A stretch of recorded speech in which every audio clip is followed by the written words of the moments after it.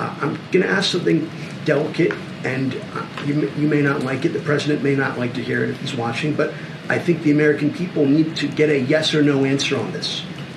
Does President Biden, at 81 years old, have Alzheimer's, any form of dementia, or degenerative illness that will cause these sorts of lapses? And it's a yes or no question. And if you don't know, why don't you, as one of his senior staff members, know? I have an answer for you. Are you ready for it? Yes. It's a no. And I hope you're asking the other guy the same exact question. But you've heard from a former president about this particular issue. Go ahead, Michael. Thanks, Karine.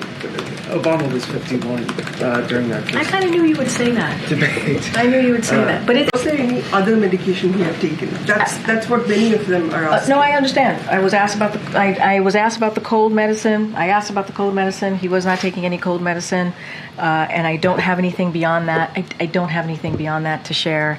And look, I've answered this question multiple times at this point. I don't have anything else to add beyond what I have shared with your colleagues here in the room. We really, truly want to turn the page on this. People that we've talked to describe an accelerating series of episodes, moments when, over the course of the last several weeks, the president appeared confused or listless or would lose the thread of a conversation in private meetings at the G7, in Normandy, at the White House.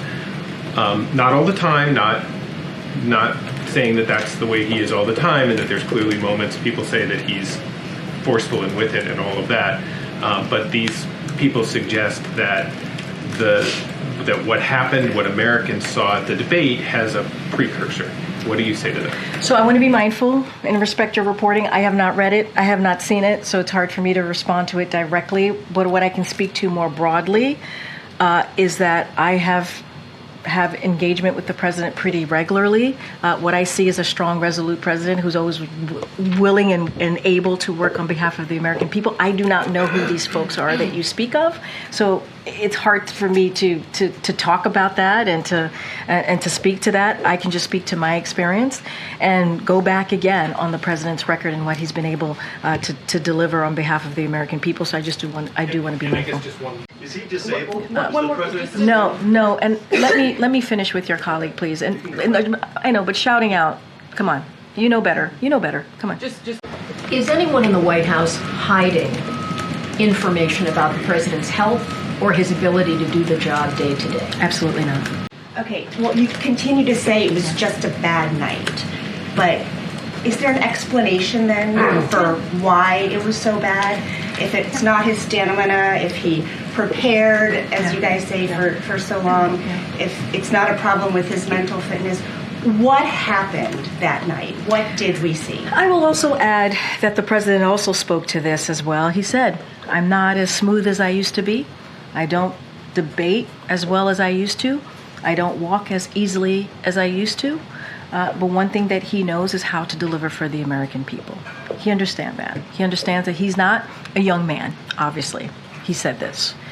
You just reminded us that President Biden had a cold on Thursday. What medications was he taking in the days or hours leading up to the debate? And I know that question has come in a couple of times to us. He was not taking any cold medication.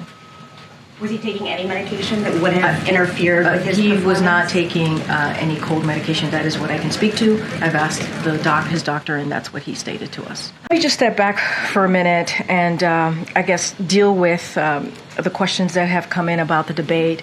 And honestly, this is something that the president has addressed himself multiple times since this past Thursday.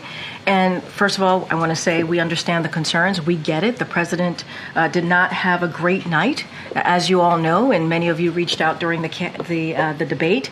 The president had a cold. He had a hoarse voice. You all heard it. That's why you reached out. But I will say this, and the president said this over the past couple of days, certainly right after the debate. He knows how to do the job. And he knows how to do the job, not because he says it, because his record proves it. Because for 3.5 years, almost 4 years, the president's record has been unprecedented.